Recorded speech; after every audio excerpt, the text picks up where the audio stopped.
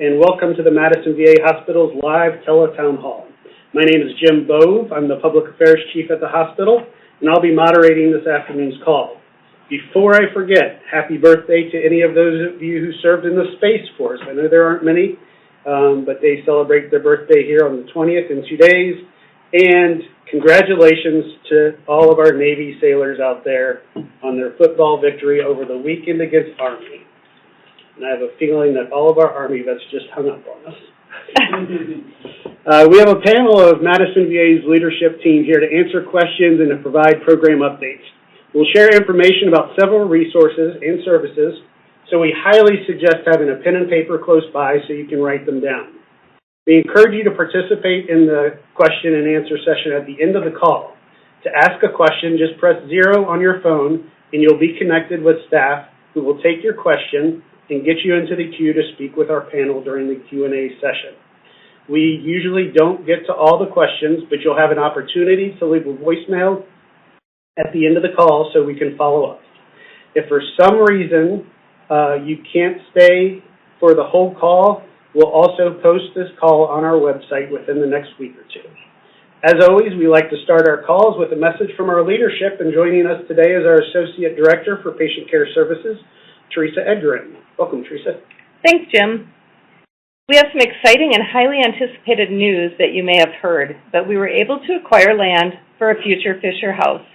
We have been working with local officials, the Fisher House Foundation, and Fisher House, Wisconsin, and we couldn't be more excited to have this resource available to veterans in the near future.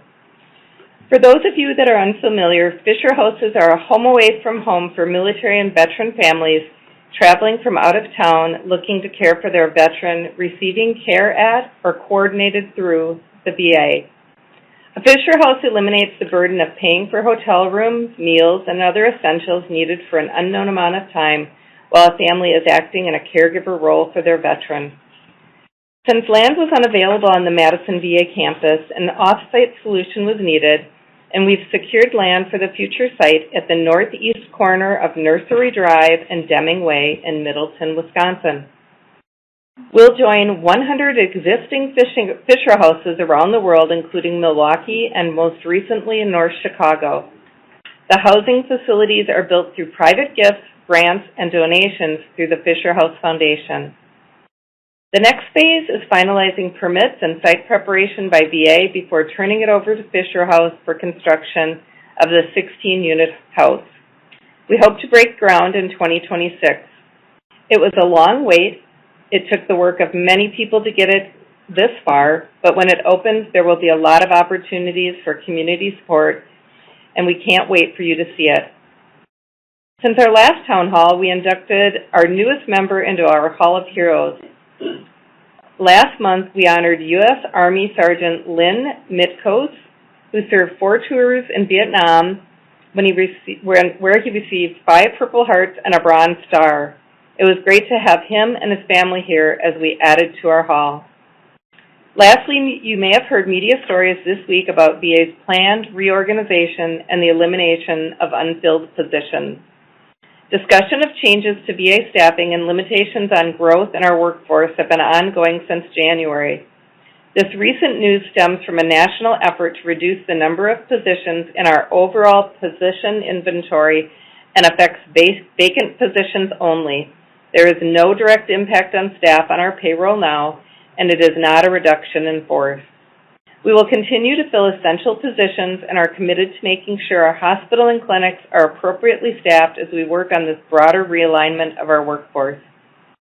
We also want to let you know we are still awaiting specifics on the announcement of any national reorganization. Secretary Collins has said that the changes being proposed will not impact local facilities, so we don't expect that news to have an impact on the care we provide to you. Please know the staff and services we have at our VA hospital and clinics are not going anywhere. We will remain here for you and are grateful you continue to trust us with your health care. Thank you. Thanks, Teresa. As you said, we can't wait to have that Fisher House, and for those of you who haven't seen one, they are beautiful and, more importantly, a huge resource for our veterans and their families. Switching gears, we're going to hear from our local recovery coordinator, Andrea Bailey, about opportunities for those of you in recovery. Thank you so much. Peer support services are services that help veterans who use VA healthcare find a path to recovery from struggles such as depression, anxiety, PTSD, substance use, or other health issues impacting their well-being. Peers are veteran employees of the VA who are professionally trained to use their lived experiences with recovery from mental health, substance use, and other challenges to inspire hope and serve as role models to other veterans. Our peer support team connects veterans to resources and skills to help you reach your personal goals. Working with a peer is another way to learn and practice healthy coping skills and ways to manage the struggles you face. Peers use their recovery story and lessons they've learned to help walk side by side with you on your recovery journey in a way that can be very healing. We have 4 peer support specialists who offer individual recovery care, groups, and community social opportunities to meet and connect with other area veterans going through similar experiences. If you think working with a peer might help you in your own recovery, talk with your provider who can put in a referral for peer support. We also have office hours when you can stop by to meet our peers and learn about resources. Current office hours at the Madison Hospital are Monday from noon to 4 in the Patient Education and Resource Center. Rockford Clinic has office hours in the clinic lobby on Mondays from 9 to noon and Wednesdays 2 to 4. Freeport Clinic has office hours in the clinic lobby on Fridays from 8 to noon. You can also call the VA Mental Health Clinic at 608-280-7084 and ask to be connected to a peer support specialist. Let me repeat those again for you. Peer support office hours are held in the Madison Hospital on Mondays from noon to 4 in the Patient Education and Resource Center. Rockford Clinic hours are in the lobby Mondays from 9 until noon and Wednesdays from 2 until 4. Freeport is Fridays from 8 to noon. And our mental health clinic can be reached at 608-280-7084 and ask to be connected to a peer support specialist. Thank you. Thanks, Andrea. That's great information. And even if it's information you may not need, we hope that you keep it and pass it along to other veterans who may be able to utilize that information. Again, the phone number that she mentioned was 608-280-7084. Next up, we've got a recent change that has happened with pharmacy prescriptions when they are filled, involving the paperwork you typically have handed to you. Here to share more is Stephanie Schilling. Hi, everybody. Thanks for joining today. I want to share a recent change that can really improve how we deliver pharmacy information to veterans, adding QR codes directly to our prescription labels. A QR code is a square barcode pattern of black and white blocks that your smartphone camera can quickly scan to instantly open a website, menu, or other useful information without typing. Now, this isn't just about using new technology for the sake of it. It's about improving the veteran experience, protecting privacy, and cutting down on wasted time and materials. Let me explain where we are now. Every prescription locally filled at our Madison and Rockford pharmacies generates 2 to 4 printed pages of medication information, and sometimes other FDA medication guides on top of that. But here's the thing. Many veterans don't take those papers home. Most end up tossed near the pharmacy window. That means a lot of wasted paper and toner, extra staff time to print and sort, and potential privacy issues if those pages contain protected health information. So the bottom line is, our current process adds cost and work without really adding value. So here's the plan. A simple and smart solution. We've added QR codes right onto our prescription labels. When a veteran picks up their medication, they can scan the QR code with their phone and instantly access everything we currently print: the medication information, FDA guides, and even videos on how to use inhalers or injectors. Veterans can view it at any time, and it's always the most up-to-date version.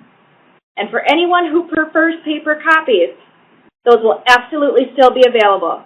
Just ask our pharmacy team. Let's talk about the benefits. First, it's easier for veterans. No lost papers, no outdated information, and accessible anytime. Second, it does really protect privacy. No more protected health information thrown in the trash. Third, it cuts labor and supply costs. We estimate savings of about $4,800 per month on paper and toner and $2,000 per month in staff time. That's a lot of complicated math, but it's over $80,000 a year that we could redirect towards higher value work and improved services for veterans. It's worth noting that these savings and workflow improvements currently apply to locally filled prescriptions. That's what's filled right here in Madison and Rockford. Medications processed through our consolidated mail outpatient pharmacy follow a different labeling and information process. Discussions are underway at the national level about opportunities to align these processes in the future. In short, adding QR code is a small change with a big impact, improving access, protecting privacy, and saving resources across the board. I'm really excited about what this could mean for our veterans and our pharmacy team. Thanks, Stephanie. Nice job on that project. And to repeat something that Stephanie said, paperwork can still be printed if you prefer that, or if you don't use a smartphone. And because I know we have a few veterans on the call from outside our service area, this is something being decided at the local level, so it may or may not be implemented at your local facility outside of the Madison and the areas that we serve within the Madison area. Next up, we want to introduce you to a new and quicker way to receive mental health support during your primary care appointment. Dr. Erica Frazier will tell us more. Hello and good afternoon. I'm really excited to share some information about the primary care mental health integration team with you. Locally, we're also known as integrated care, so you might hear either of those terms.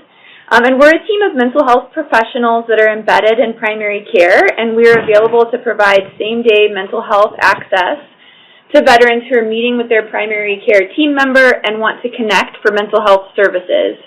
We can help veterans who are having issues with many different concerns, including sleep, pain, depression, alcohol overuse, PTSD, anxiety, grief, relationship problems, and many others. So if you're meeting with your primary care provider and would like to explore getting connected for mental health services, all you have to do is request to speak with somebody in integrated care. They can connect you with us right then in the clinic. We have team members physically located in our clinics at Madison West, Madison East, Janesville, and Rockford, but we also meet with veterans in any clinic by video. Asking your primary care provider to connect you during your visit is the best way to get connected with integrated care. However, veterans can also connect with us directly outside of their primary care visit by calling 608-280-7084 and choosing option number 2 and requesting to get connected with integrated care. Again, that number is 608-280-7084. This number is available Monday through Friday, 8 a.m. until 4 p.m. On that first visit, we will start by getting some information about your current mental health needs and goals for care, then discussing the different treatment options available to you here at the VA. Then we will get follow-up appointments set up for you. This initial visit only takes about 20 minutes, so you won't be in the clinic much longer than you had planned, and you'll leave with a solid plan for mental health follow-up before leaving. On our team, we offer brief psychotherapy, usually about 4 to 6 sessions, one-to-one treatment, groups for certain conditions, and medication management services. We might also connect you with our other mental health teams if you need longer courses of therapy or have needs that will be better met in our general mental health or specialty clinics. We're here to help reduce any barriers for veterans to get connected with mental health services, so don't hesitate to ask your primary care team about connecting with us or to call us directly. And again, our number is 608-280-7084, and choose option number 2 and ask to speak with Integrated Care. Thanks, Dr. Frazier. That number one last time, 608-280-7084. Again, hopefully, as I mentioned before, if you don't use this resource, we hope that you'll keep it in mind for other veterans who may need it and share it with them. Next up, we've got an opportunity for some of you who might be interested in taking part in a research project. Here to tell us more is Aaron Stegner from our research team. Thanks, Jim. Good afternoon, everyone. COVID-19 has affected health and daily life all over the world. Veterans get COVID-19 at about the same rate as other people in the U.S., but they may be more likely to have health problems after getting sick. About half of the people who get COVID-19 still have symptoms that can last for months or even years afterward. This is called long COVID. Common symptoms of long COVID include feeling very tired, trouble breathing, muscle pain, brain fog, poor sleep, and stomach problems. To learn more about long COVID and find better treatments, we are doing a research study funded by the VA. We are looking for veterans ages 25 to 65 who have had COVID-19. You can take part in the study whether you feel completely better or if you still have symptoms. If you volunteer, you will come to the Madison VA for 3 visits over 2 weeks. At these visits, you will be answering questions, completing memory and thinking tests, and giving blood and stool samples before and after exercising. Some people will also have medical scans before and after the exercise. Taking part in the study takes about 15 hours total, spread out over 2 weeks. Veterans will get $75 for each visit and an extra $50 for each scan. You could earn up to $325. We will also pay for travel, up to $100. There is no cure for long COVID yet, so this research is an important first step to finding answers and treatments. By volunteering, you may help other veterans who are struggling with long COVID. We can't do this without your help.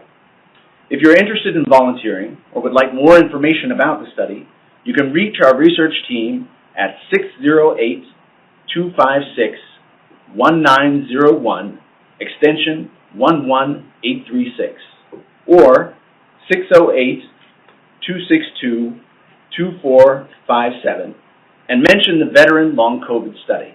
If you reach our voicemail, please leave your name and number, and we'll get back to you as soon as possible. Those numbers again are 608-256-1901, extension 11836, or 608-262-2457. Thanks for your time. Thanks, Aaron, and thanks to those of you veterans who have participated in research projects in the past and for those who might take advantage of this opportunity. Those numbers, again, that Aaron mentioned are 608-256-1901. That's our main number, extension 11836, or 608-262-2457. Our last presenter will tell us what do you need to do if you're traveling out of the area and need health care. Here to share more about our Traveling Veterans Coordinator is our Deputy Chief of Primary Care, Erin Mullen. Thanks, Jim. Since so many of you travel all year, I'd like to provide information about how to receive care when traveling.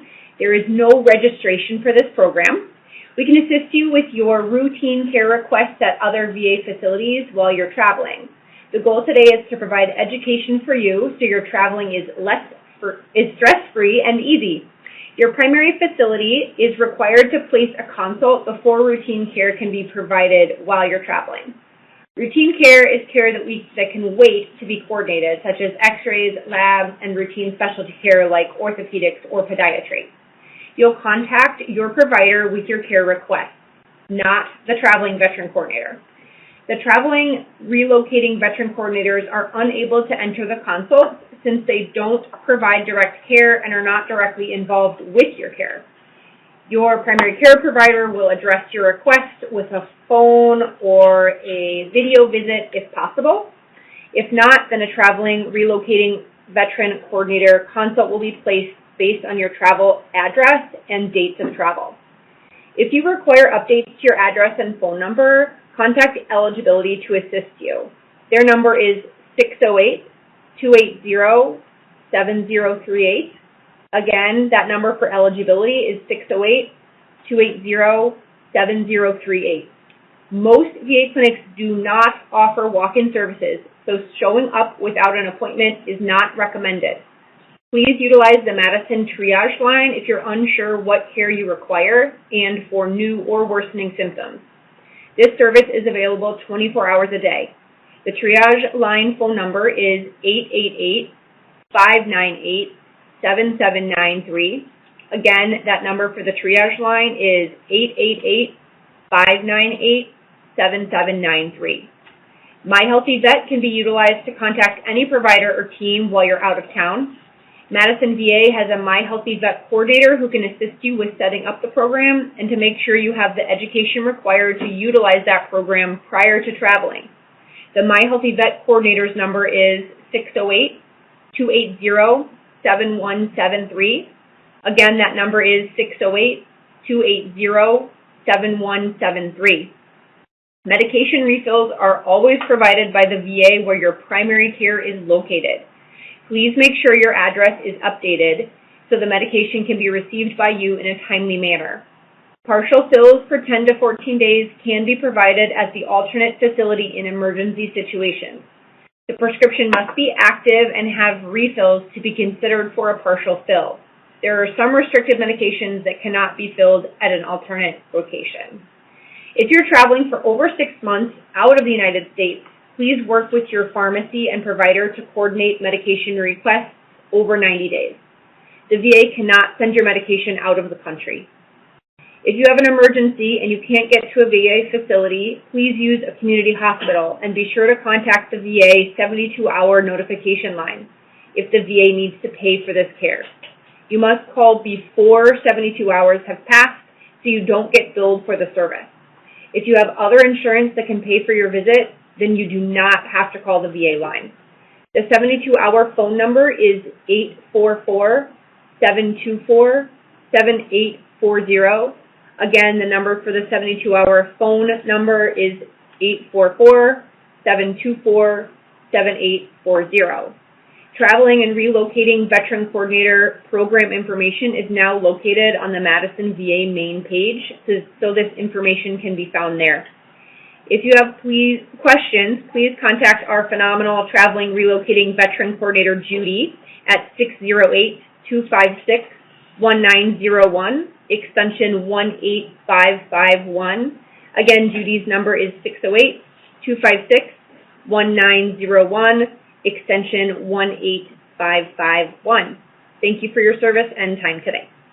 Thanks, Erin. All of that, or quite a bit of that information that Erin provided is available on the Madison VA website if you search for Traveling Veteran Coordinator.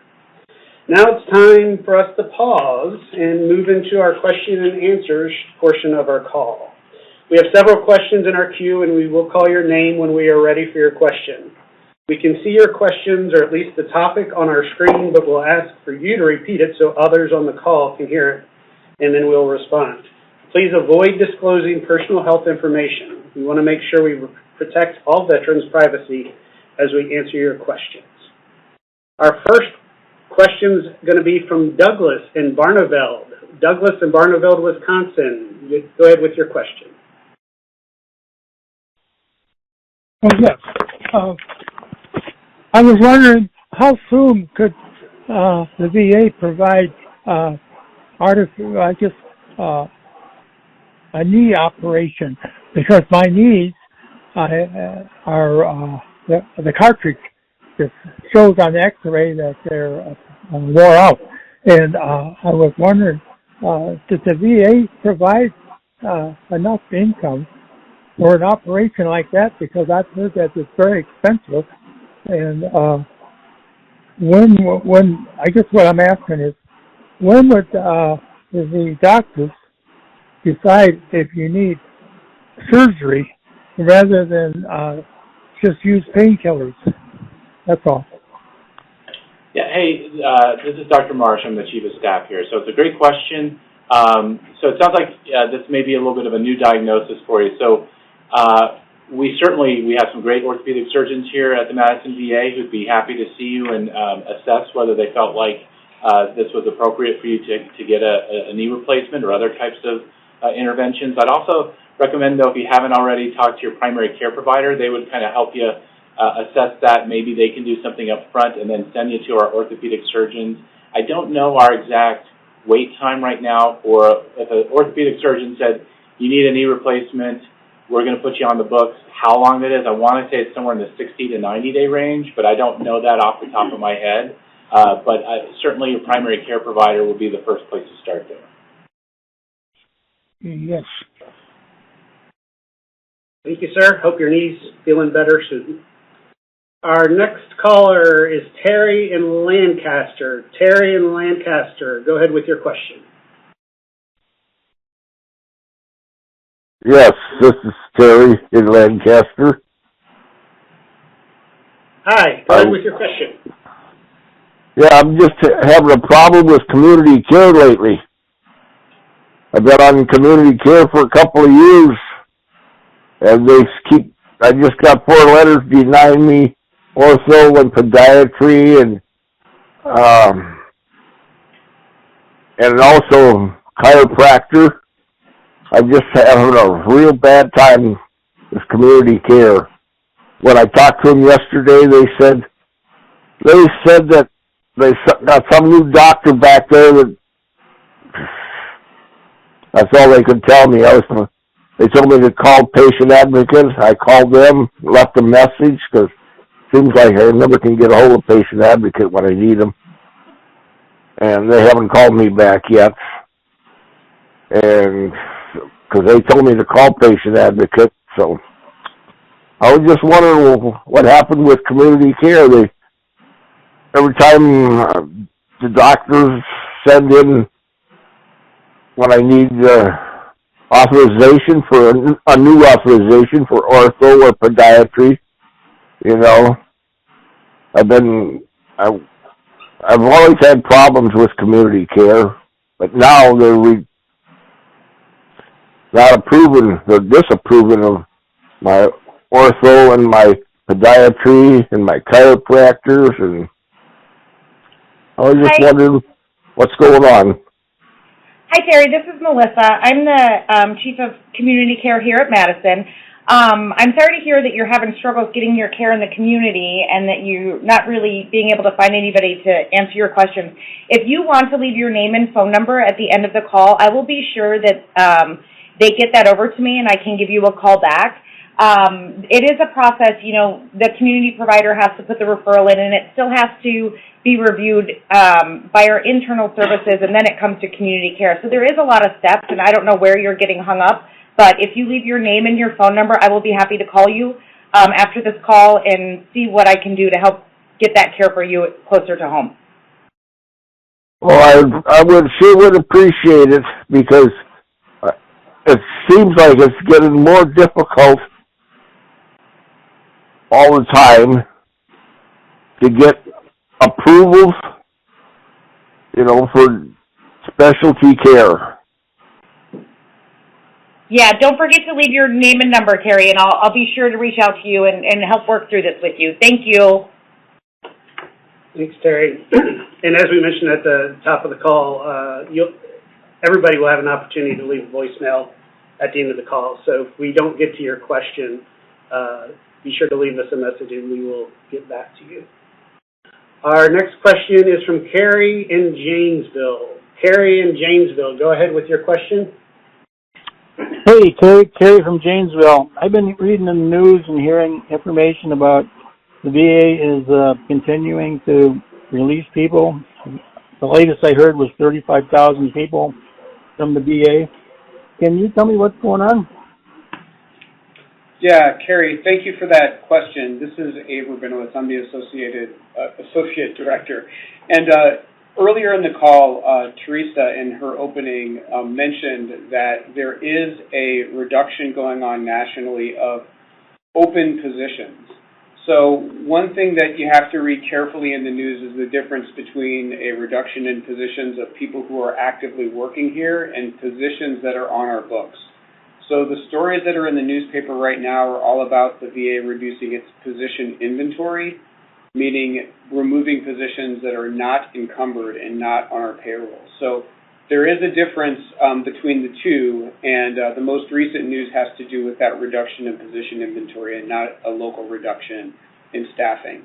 So we are here, we're staffed, and we're hoping that you don't see any interruptions in your care. Thank you. You're welcome. Thanks, Gary. Our next question is Mike in Davis, Illinois. Mike in Davis, go ahead with your question. Yes, this is Mike.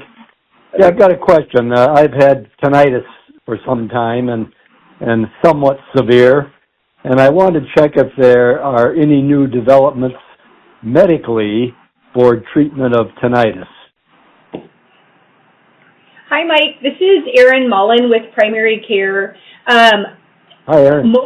Most of the information on treatment for tinnitus comes through our audiology department. You can reach out to your primary care team if you'd like to assist with that, but you can also just self-schedule with the audiology department. I apologize, I do not have their phone number at in the recesses of my brain. But if you wanted that information, your primary care team would have it, or you can leave your name and phone number at the end of this call, and I will follow up with you with that information. Okay. Yeah, and I've heard a possibility of acupuncture, some of those kinds of things, but I haven't heard of anything definite that works as far as treatments. Yeah, I know that's a frustrating condition to deal with. So if you reach out to primary care or to audiology, we should be able to follow up with you with anything new that you have not tried yet. Okay, I will do that. Thank you very much. Thank you. Thanks, Mike. Good question. I know we have a lot of veterans who have similar questions like that. Our next question, Larry from Jefferson. Larry from Jefferson, go ahead with your question. Yes, this is Larry. I turned in an application for my PAC-10 with my irregular heartbeat, and I have been told after following up, because I did this 2 years ago, that they have no record of me applying for it. So I'm just wondering how I can come up with the people to talk to and see if I'm still eligible for PAC-10 or if I got to go another route. Thank you. Hi, Larry. My name is Christy. I'm in the eligibility department. I'm not sure if you filed, I'm guessing you filed for a service connection claim. Did you file on your own, or did you utilize your local county veteran service officer? Utilized the local, and they said they have no record of it, but we had a change of command down there as far as people. One person passed away because he had cancer, so there was a change there. So I don't know if that was the problem or if it just didn't get recorded right or where we stand. Okay. And it's also related, yes. I'm sorry? Yeah, and it was service related. Okay. I would definitely reach out to your county veteran service office. They have the access to that claim, but also can assist with you on filing. I don't know if you have to refile. There's different systems that they utilize outside what we have access to with your health records. So what county are you in? Jefferson. Okay, so I've worked with Yvonne there. I don't know if you've worked with her before, but I would definitely give them a call or stop by if you're able, and just have a conversation with them in regards to the claim that you did file. I'll bring that letter along then, I guess, and show it to them. Did See you where get we a can denial letter? Yep. Okay. So But they can't. you do have a right to appeal. So I would definitely stop by the office and provide that, and they can give you the appropriate documents to complete to appeal that denial. Okay. Okay? I appreciate you. No problem. Thank you for that question. Our next question is coming from Beloit, Keith in Beloit. Go ahead with your question. No? Keith, are you there?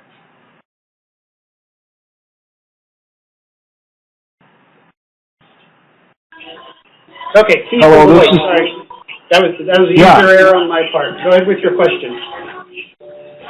I was wondering about the travel pay section. It's quite complicated to get on a computer and go through all the steps it takes to get there. And we are all issued the VA ID card. Why can't we just use that to put in our travel pay? Good afternoon, Keith. This is Liana Torres. I am the Chief of the Health Administration Services at the Madison VA, and I oversee the Veterans Transportation Services. I apologize that you're having difficulties submitting your travel pay. To answer your question, the reason why we do not use the VA ID cards to access the travel pay is because the system that was implemented to submit the travel pay, the beneficiary travel self-service system, was implemented by the National Program Office for Travel. The facility doesn't have any decision authority there. That system utilizes either ID.me or login.gov. Both authentication systems use two-factor identification. And you have to go into those systems and create a user ID there where you have to upload your license and put your information to confirm and identify yourself. And we're completely taken out of that decision. So it was implemented by the National Program Office, and we don't have a say on that. We apologize for the hassle that this has presented to our veterans. I know it's a lot, but this is also to secure your information and protect your Social Security and everything for people that can access your information online. Thank you. Information is guarded by card. A lot of my other colleagues have put in for it and have the same problem, say that it seems to be that this is a catch-all so that people will be discouraged from submitting travel pay because it is so complicated when it could be so easy. When we had the kosher to check in for your appointment. When you got all done with your appointment, you went to the kosher and you got your travel pay, but just inserting your VA ID card. Now I understand that all that did was create paperwork. Someone had to fill out the form and go through it, submit your request. With the computer systems we have now, it seems like what my friends are telling me that this is done to discourage people from putting in travel pay because it's so complicated when it should be so simple. Not at all. And next time that you're at your appointment, if you want to visit our travel department, we can go through the application with you. And if you have any questions, we'll be more than happy to answer those for you. Thanks, Keith. Our next question is from Larry in Janesville. Larry in Janesville, go ahead with your question. Thank you very much for taking my call. I am 82 years old. I have Parkinson's, and I would say 5-6 years I've been dealing with the local VA, and they just keep giving me I feel the runaround, and they change personnel. And the last fellow that I finally got really worked indubitably with me, and I got for example, I got 4 letters that said I make too much. I put in a claim for Parkinson's through the Agent Orange when they finally admitted that that does cause Parkinson's, blah, blah, blah. And I got 4 letters stating that I make too much. Well, rah-de-da, I make $33,000 a year, and I pay $2,600 for my wife for insurance, and the same for me, because the company I worked for claimed bankruptcy, and we lost everything after 30 years. And so I put in for this, and before I go any further, I don't think that I rate anything, because I think it's for the guys that lost, excuse me, lost their arms and their legs. I can still walk, but it's just the idea that they're giving me this goddamn runaround. My records have been lost. They wanted to know if I could get my logbooks from the ship. I said, well, for Christ's sake, that was back in 1962, you know, and I'm just getting answers like that. And I finally got the VA man here in Janesville said, can you get a letter from your doctor? And he did, and he gave me a 3-page letter, and I took it back, and the doctor signed it, and I took that back out to the VA, and that's been about 3 months ago, and I haven't heard a word. And they tell me that I was screwed up on one thing, and I said, yeah, what's that? And he said, looks like you have 2 claims open, one for your Social Security number and one for your service number. And I said, I didn't fill them numbers out. You did. And got a little backwater on that one. And so right now, I just don't know where the hell I'm at on this thing. And I'm about ready to throw the towel in on the whole thing. And I've had a lot of other VA people tell me the same thing, that they've gotten these letters that we make too much. So that's my question, and I'm just baffled about the whole thing. And they're the ones that told me to put in the claim. That's the bottom line on that. So that's where I'm at. Yeah. Thank you for taking my call. Yeah, Larry. Hey, this is Dr. Marsh. I'm the Chief of Staff here. Thank you so much for your call, and I am so sorry that all this is happening to you. And so it sounds like there's some complex issues going on in your particular case, and I want to get to the bottom of it. So what I'm going to ask is that at the end of the call, you're going to have an opportunity to leave your name and your telephone number so that we can follow up on this, so that we can really look into it and help you out, okay? Okay. Thank you, sir, and thank you for your service. Our next caller is James in Cedarville. James in Cedarville, go ahead with your question.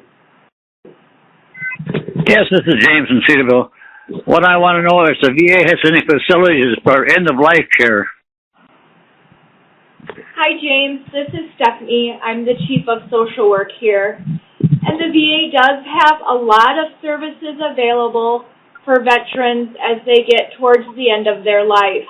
And so what we want to make sure is that you get a hold of your primary care provider and that they put in some of the consults that are needed so that our team can get together, talk with you about what your wishes are, where you want to be, who you want to have involved in your care, what you do want, what you don't want.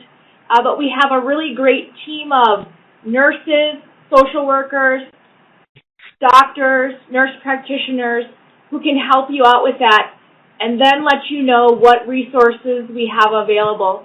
Because we do have resources available here and we want to stick with veterans till the end. So please talk to your primary care provider, ask them about end-of-life care, and they can start the discussion and get the other team members involved. Because I'm on hospice right now with civilian, and yeah. So we can help you out with that if you get a hold of your primary care provider, and then we'll figure out what we have available to help supplement what you're getting out in the private sector, and see if there's some of that we can take over. Because I'm 88, and I'd like to spend the rest of my life paying free at least, 100%. And I'm sorry to hear that you're on hospice. Yeah, because I've had cancer. I had it all cut off once, but it ain't saying that's cured or nothing. Yeah. And if you don't know how to get a hold of your primary care provider, you can leave your name and number at the end of this, and we'll reach out to you. Because it's important for us to help you get sorted out. Yeah, I can get hold of my primary here in Freeport and see how I'm talking about. Okay. Thank you Thank so you very much. much. You Thank you take very care. much, dear. Thank you. Our next caller is Jacob in Lake Mills. Jacob in Lake Mills, Wisconsin. Go ahead with your question. Hi, this is Jacob in Lake Mills. I was Hello. wondering about the privatizing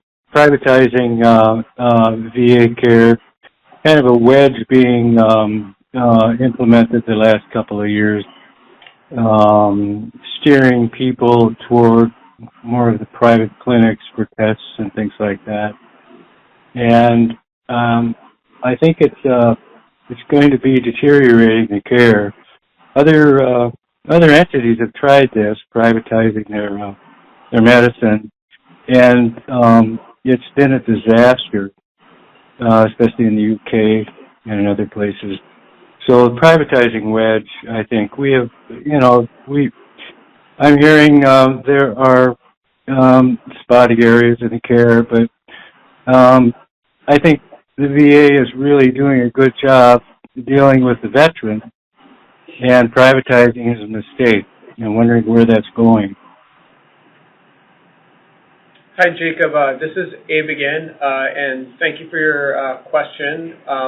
First, it's great to hear that you think that we're doing a great job, because that's why we're here, to serve our veterans. And of course, it's always our choice for veterans to choose our VA for care.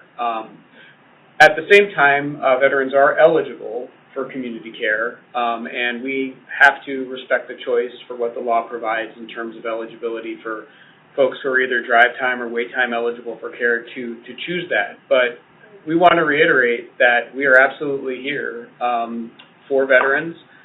We hope that all of you who are out there in the community are considering using us for your care. We know that it can be more convenient to use care in the community, but we're always very happy to treat you here at our main hospital or any one of our clinics, and our intent is to be here for you until someone else tells us that we can't. But thank you for your question and your concern, and thank you for coming to us with your care. We appreciate it. Thanks, Jacob. Next question, going to Blue River, Wisconsin. Dennis in Blue River, Wisconsin. Go ahead with your question. Yeah, I was curious about why they send me a bill for my health care at the VA hospital when I got, years ago I used to make more money, but I don't anymore. I just get a Social Security check and a small pension that's under $1,200 after taxes, and I got my Social Security.